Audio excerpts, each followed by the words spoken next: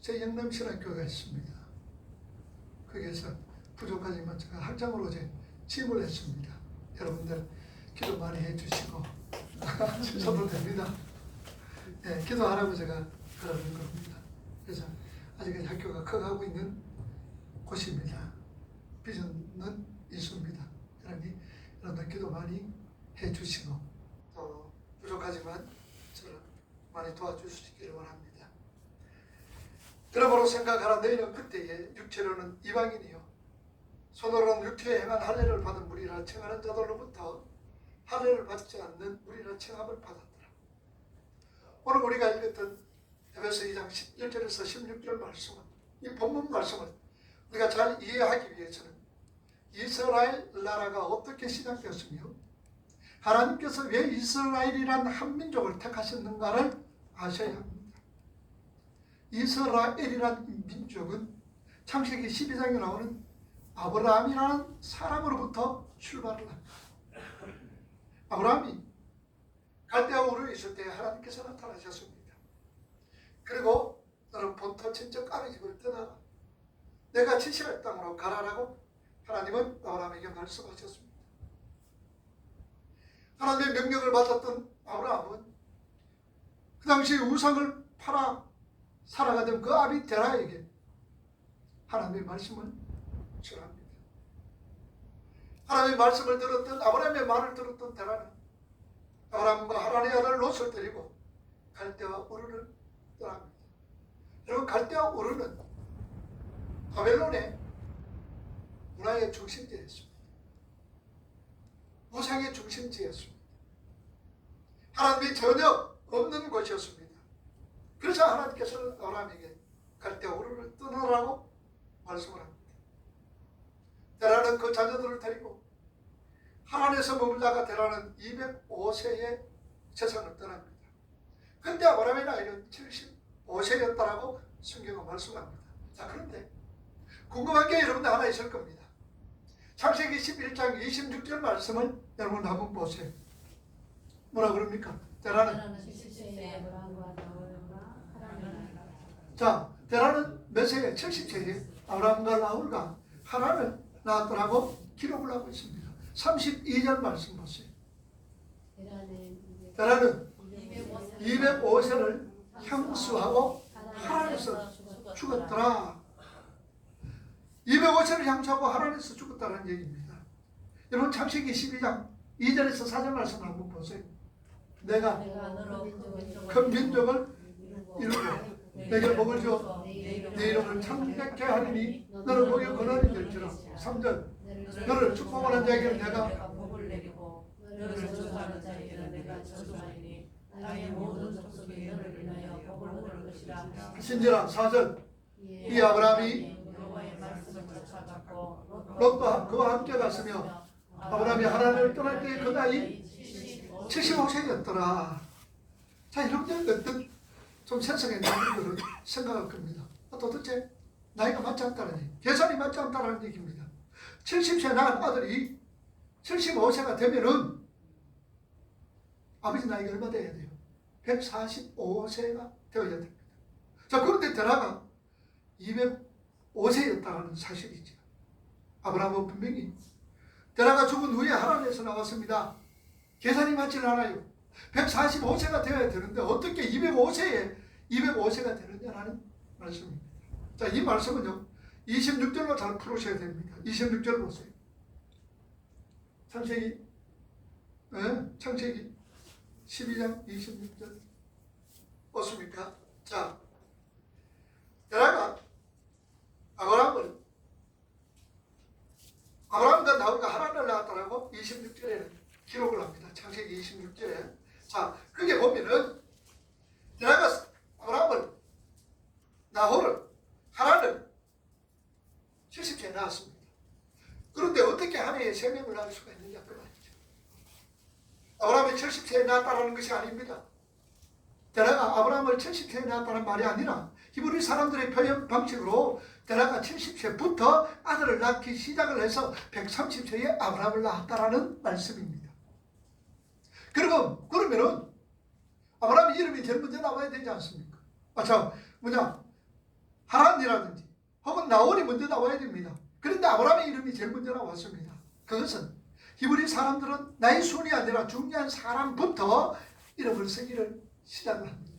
그래서 데라의 아들 아브라함과 나홀과 또 하란, 이 세 사람 중에서 가장 누가 중요하냐? 아브라함이 중요하기 때문에 아브라함의 이름을 제일 먼저 놓습니다. 노아의 아들이 3가 있습니다. 누구예요?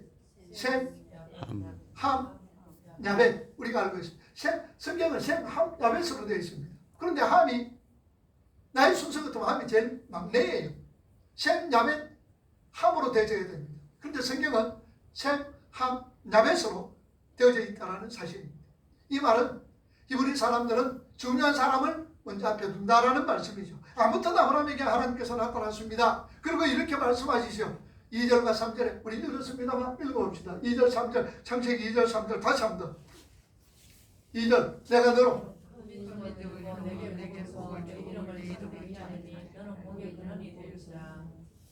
너를 축복하는 자에게는 내가 복을 내리고 너를 저주하는 자에게는 내가 저주하리니 땅의 모든 족속이 너를 위하여 복을 얻을 것이라 하신지라.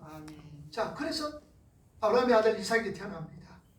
그리고 야곱이 또한 태어납니다. 그의 아들로 통하여서 12지파가 준비되어지고 그 야곱의 11번째 아들 요셉이 에집트로 팔려갑니다. 그리고 때가 되어서 하나님께서 요셉을 그 에집트의 총리로 만듭니다. 그리고 400년 동안 이스라엘 백성들이 에집트에서 살기를 시작을 했다가 400년이 되어서 인구가 대구 인구만큼 인구가 늘어났습니다. 야곱의 가족들이 에집트로 내려갈 때는 400년 전에는 70명이 내려갔습니다. 그런데 400년이 지난 다음에 그 인구가 대구 인구만큼 늘었다는 사실입니다. 그렇게 이스라엘이 생긴 거예요.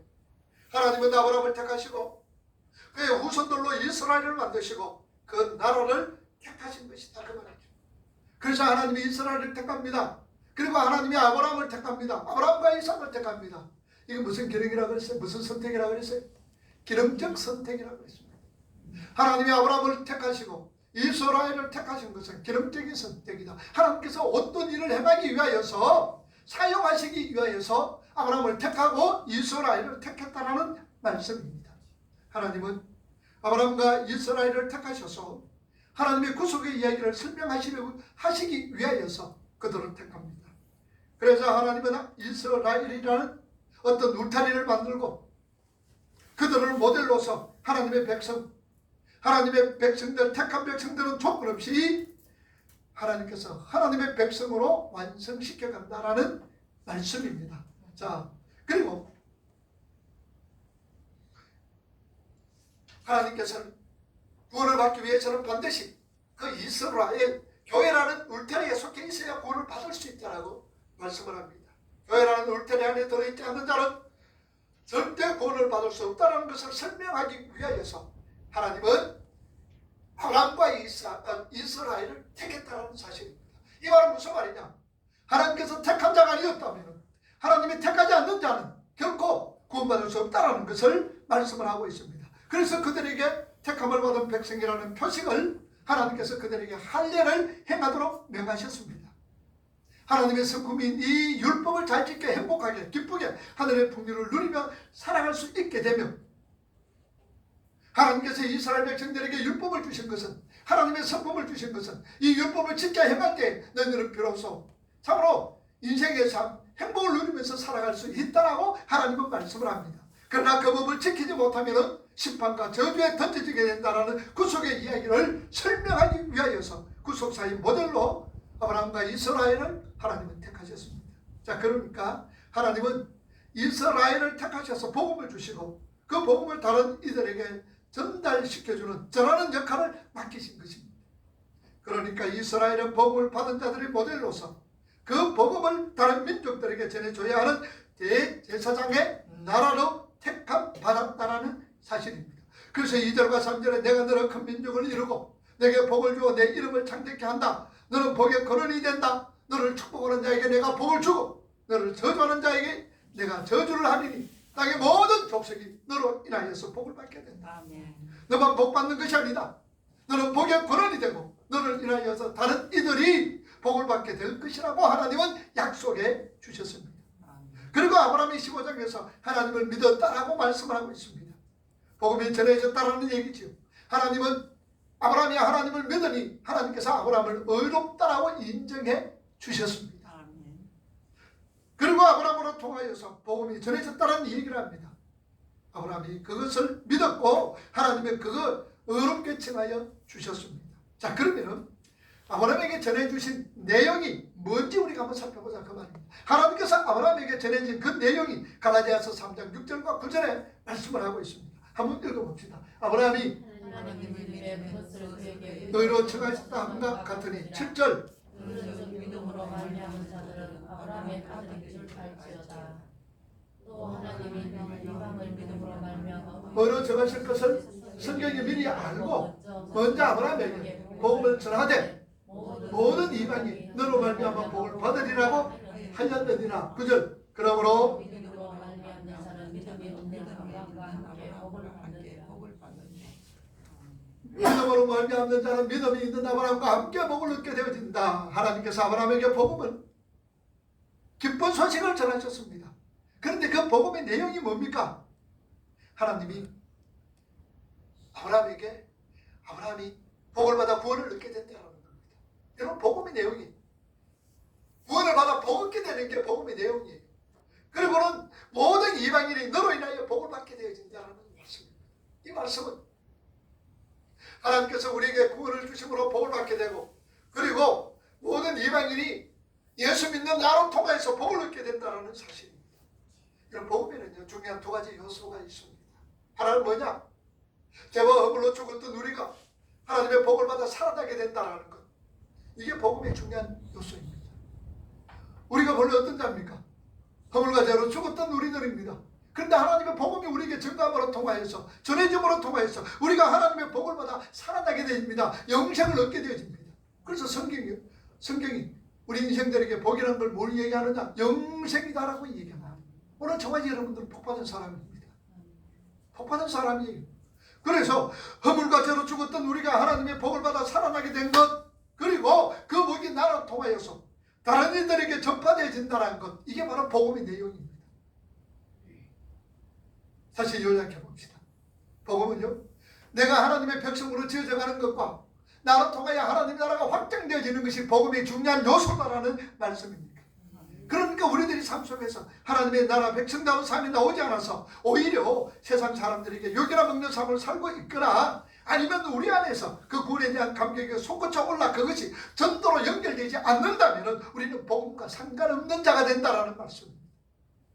반드시 우리 속에서는 뭡니까? 하나님의 백성다운 삶이 나와야 되는 거예요.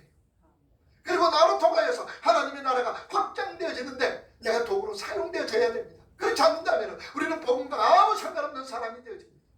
분명 복음은 우리도 이방이 복을 받게 된다는 까지 포함되어 있습니다. 내뿐만 아니라 내 주위의 사람들이 복음으로 통해서 복을 받게 된다는 것까지가 복음이다라는 말씀입니다. 아브라함이 믿었던 게 뭡니까? 히브리서 11장을 봅시다. 8절에서 10절까지 읽어봅니다. 믿음으로 아브라함을 부르심을 받았을 때 순종하여 자기 유업으로 받는 땅에 나갔으며 믿음으로 저가 내방에 있는 것 약속하신 땅에 거하여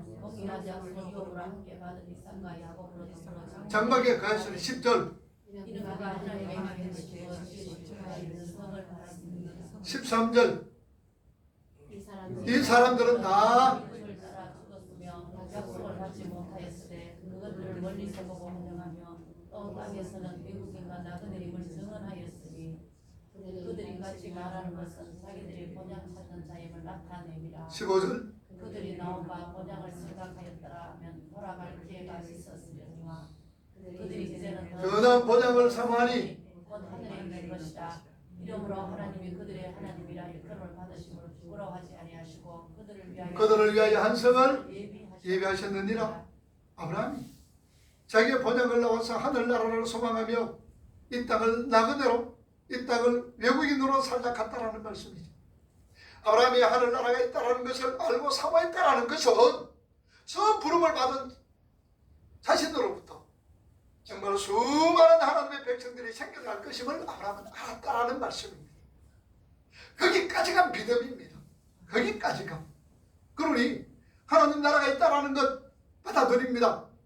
내가 영원토록 그 나라에서 산다라는 것 뿐만 아니라 나로 통하여서 정말로 수많은 백성들이, 하나님의 백성들이 나를 위해서 더 많이 생길 것을 알았다라는 것, 이게 바로 믿음이다라는 말씀입니다. 우리도 우리 자신으로 말미암아 죽어 있던 하나님의 백성들이 하나님께로 돌아오게 될 것이라는 것을 우리는 믿으셔야 됩니다. 아직까지 우리 주위에는 하나님의 택한 백성들이 많습니다. 내가 하나님의 백성으로서, 내가 천국 백성으로 돌아오는 것처럼 오늘도 우리 주위에는 하나님께로 돌아올 백성들이 많다는 것을 우리는 아셔야 되는 거예요. 그렇다면 내 자신이 이렇게 살면 다른 사람들이 예수 믿고 싶어 할까? 내가 이런 모습으로 살아간다면 내 주위의 사람들이 나로 통하여서 예수가 발견되어질까? 우리 한번 생각해 보셔야 됩니다. 우리가 그리스도인으로서 다른 사람에게 복음을 전가하다가 하나님 백성답게 살아내는 것, 구원받은 이후에 해도 되고 안 해도 되는 것 아닙니다. 선택이 아니라 반드시 우리 삶 속에서 나와줘야 되는 겁니다. 여러분, 하나님 우리를 구원해 주셨습니다. 이 구원은 우리의 노력으로 되어지는 것 아닙니다. 하나님께서 우리를 택하시고 하나님의 은혜를 우리에게 주셨습니다. 자, 그렇다면 우리가 구원받은 우리 하나님의 백성들은 이 세상에 살아갈 때에 내 멋대로 살아도 구원의 지장이 있다 없다? 내 멋대로 살아도 구원의 지장이 있다 없다? 구원의 지장이 없습니다. 여러분들, 하나님께서 창세전에 우리를 택하셨습니다. 하나님의 택하심은 변함이 없습니다. 우리가 어떤 모양으로 살든지 우리 구원에 대해서 관계가 없습니다. 그런데 하나님은요, 구원받은 백성들이 아무렇게나 살도록 두지를 않는다는 얘기죠. 하나님께서 이끌어갑니다. 하나님께서 이끌어가는데 잘 하나님 말씀대로 이끌림 받으면 얼마나 좋습니까? 그런데 막 뻗대는 거예요. 우리가 요새 참 이 반려견이 말해가 개를 가지고 산책하는 사람들이 참 많습니다. 이 개를 이렇게 가면은 개가 쫄쫄 따라오면 좋아요. 그런데 개가 막 버팁니다. 안 가려고 막 버티면 어떻게 합니까? 주인이 그냥 회초리를 때린다든지 영대기한테 찬다든지 그러는 겁니다. 우리는 하나님의 백성입니다. 어떤 모양으로 살아도 하나님의 백성입니다. 그런데 하나님께서는 그렇게 살도록 두시지를 않는다는 얘기입니다. 내 멋대로 살도록, 내 원하는 대로 살도록 하나님은 그렇게 우리에게 주시는 하나님이 결코 아니십니다. 반드시 우리 삶 속에서 나와야 될 필연적인 것이 하나님의 모습으로 살아가는 우리의 모습입니다. 그러니까 고린도후서 5장 18절 말씀을 여러분 한번 보세요. 고린도후서 5장 18절 모든 것이 하나님께로 났으며 그가 그리스도로 말미암아 우리를 자기와 화목하게 하시고 또 우리에게 화목케 하는 직분을 우리에게 주셨더라. 이스라엘이 이렇게 자기들만을 위해서 존재하는 것이 아니라 다른 모든 민족들에게 하나님을 소개하고 그분의 말씀을 전하는 제사장 나라가 되어야 했습니다. 자, 그런데 그들은 자기들만이 하나님 성민이다, 우리만이 구원이 있다, 다른 민족을 개처럼 취급을 합니다. 자기들은 아브라함의 자손이기 때문에 태어나면서 구원받았다고 생각을 하고 있습니다. 그래서 하나님께서 이스라엘에게 행하신 모든 것은, 이스라엘 백성들에게 행한 모든 것은 예수 그리스도를 향한 것이었습니다. 율법도 제사도 할례도 모든 것이 다 예수를 향한 것이었는데, 그러나 유대인들은 이걸 완전히 오해하고 있다는 말씀이죠. 하나님께서 그 백성에게 율법을, 하나님께서 그 백성에게 제사를, 하나님께서 그 백성을 할례를 주셨는데 이 모두가 율법도 제사도 할례도 모두가 예수 그리스도로 향하고 있어야 된다는 말씀이죠. 그런데 이스라엘 백성들은, 유대인들은 그것을 지금 오해를 하고 있습니다. 어떻게 오해했습니까? 갈라디아서 3장을 보세요. 믿음이 오기 전에 우리는 율법 아래 매인받고 계시될 믿음의 때까지 갇혔느니라. 24절 26절 너희가 다 믿음으로 말미암아 그리스도 예수 안에서 하나님의 아들이 되었으니. 자, 율법은 우리에게 믿음이 오기 전까지, 믿음의 때까지 오히려 우리를 가둬놓는 역할을 한 것입니다. 그래서 율법은 그들을 향하여서 너희는 도저히 불가능한 자들이니 예수께로 가야 된다라는 외치고 있습니다. 그래서 율법은 뭐라 그럽니까? 몽학선생이라고 얘기하잖아요. 몽학선생은 가정교사단 말입니다. 그 유대인들은요, 아이들이 학교 가기 전에 가정교사가 아이에게 글도 가르치고 또 모세오경도 가르치고 그렇게 합니다. 그래서 학교로 인도합니다. 이 율법은 예수께로 인도하는 몽학선생이라고 성경은 말합니다. 근데 유대인들은 그 율법을 지키는 자들만이 구원을 얻는 자격이 있다라고 생각을 합니다. 그래서 예수님께서 오셔서 너희들은 죄의 종이다, 회개하라, 이렇게 말씀을 하시니까 유대인들은 뭐라 그럽니까? 그들이 내가 왜 회개하는 거야? 내가 뭐 잘못된 거야? 나는 율법을 철저하게 지키고 제사도 지내고 할례도 행했는데 내가 왜 회개해야 되는 거야? 하고 대를 예수님 앞에 묻는 겁니다. 예수님, 너희들은 죄의 종들이야, 회개해야 돼 라고 예수님이 말씀하실 때 유대인들은 아니야, 내가 회개할 게 뭐가 있냐, 내가 회개할 게 뭐가 있느냐고 대를 예수님 앞에 묻습니다. 요한복음 8장 33절 말씀 보세요. 읽어봅니다. 그들이 대답하되 우리가 아브라함의 자손이라 남의 종이 된 적이 없거늘 어찌하여 우리가 자유롭게 되리라 하느냐. 자, 예수님, 너희들은 죄의 종이다 그랬더니 우리는 죄의 종 아니야, 아브라함의 자손이야, 남의 종된 적 하나도 없어, 어찌하여 우리가 자유롭게 되리라고 그렇게 말하는데, 진리가 너희를 자유롭게 하리라. 어떻게 우리가, 나는 자유로운데 왜 자유롭게 된다라고 말씀하느냐라는 얘기입니다. 유대인들은요, 이스라엘의 참 의미를 오해했기 때문에 진짜 이스라엘이 무엇인지 가르쳐주신, 이 가르치려고 오신 예수님을 어떻게 했습니까? 죽여버렸습니다. 그들은 말라기 선지자의 말처럼 율법을 지키기는커녕 남의 입만 무성한 외신을 만들어냈고요, 11조를 한다면서 저는 것, 병든 것, 못쓸 것을 가져다가 눈먼 희생을 그들은 드렸습니다. 결국에는 하나님의 아들 예수 그리스도를 십자가에 못 박아 죽여버렸음에도 여전히 기세에 등등할 만큼 이스라엘의 의미를 그들은 오해를 하고 있었습니다.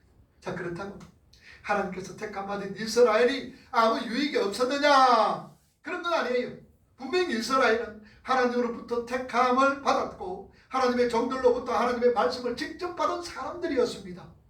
이스라엘은 다른 이방인들이 하나님을 모르고 엉터리 우상 숭배에 빠졌을 때에 그들은 성전에서 하나님께 제사를 드렸고 하나님의 성품인 율법을 하나님으로부터 받았던 자들입니다.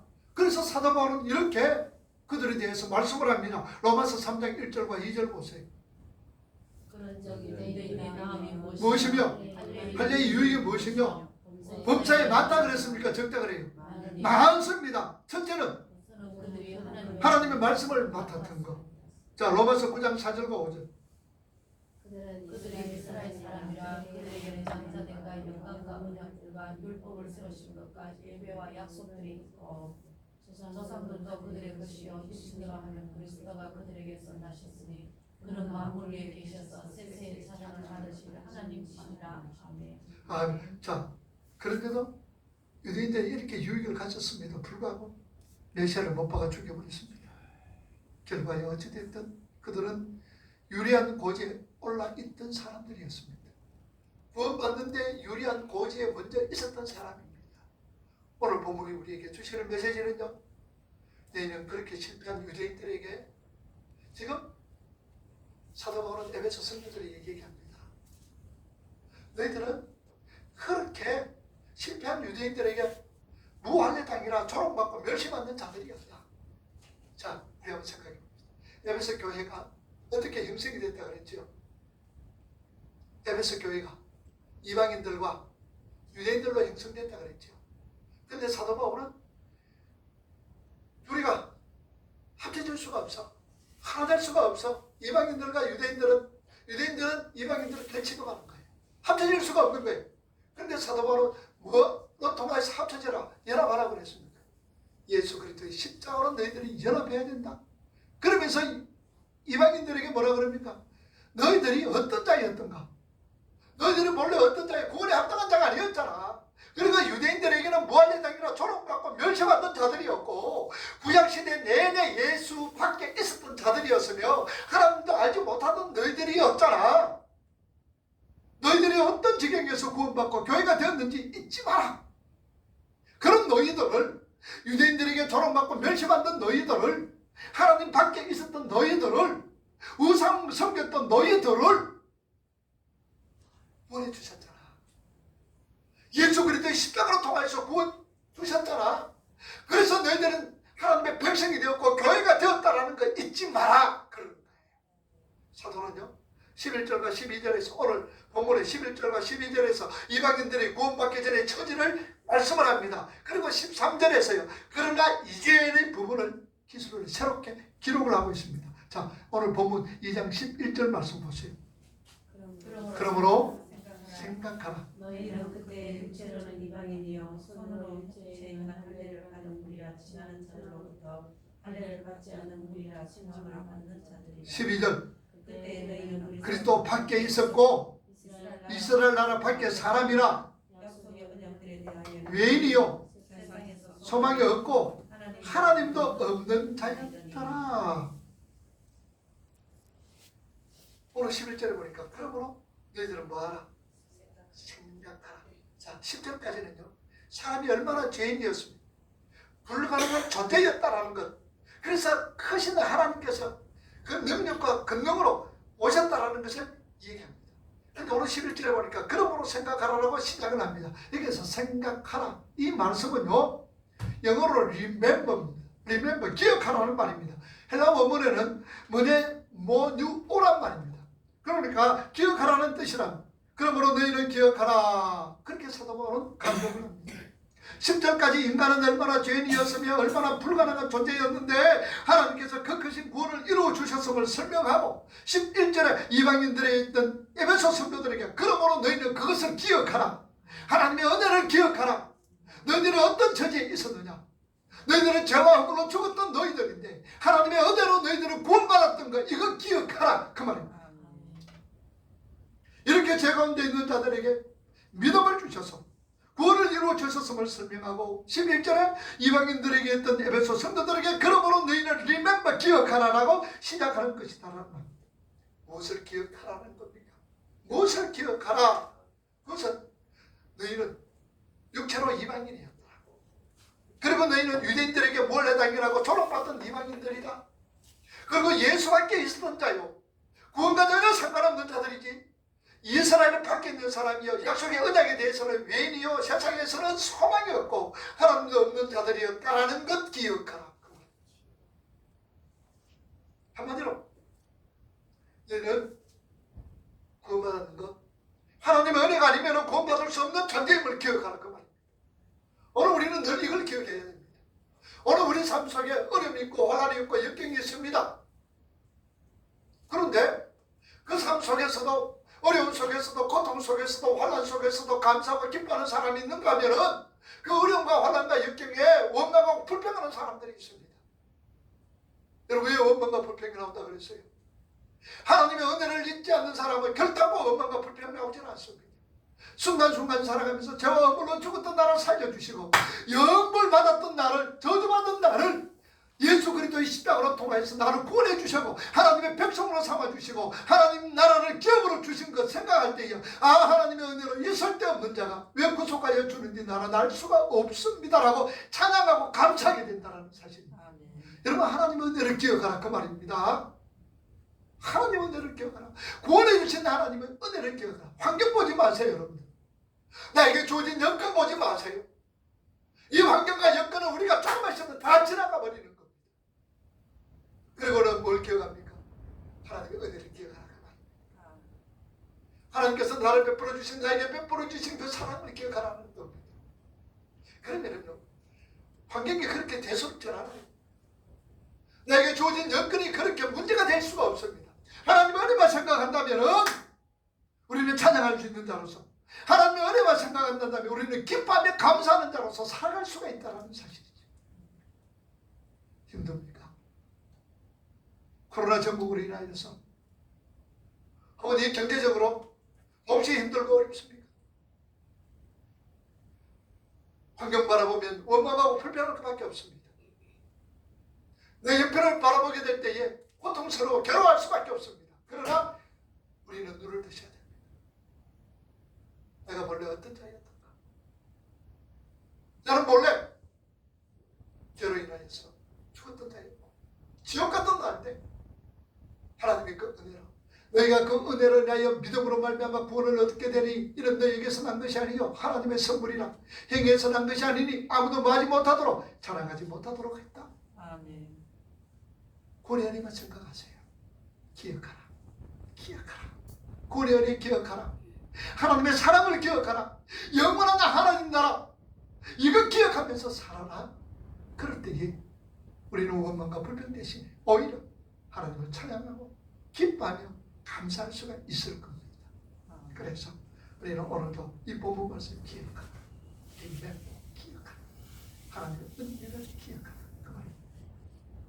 그리고 다음 시간에는 육체로 이방인이 되었던 자들이 어떤 자들인가 계속해서 다음 시간에 말씀드리도록 하겠습니다. 오늘은 뭐라고 뭘 기억하라? 뭘 기억하라? 하나님의 은혜를 기억하라. 구원해 주신 하나님의 은혜를 기억하라.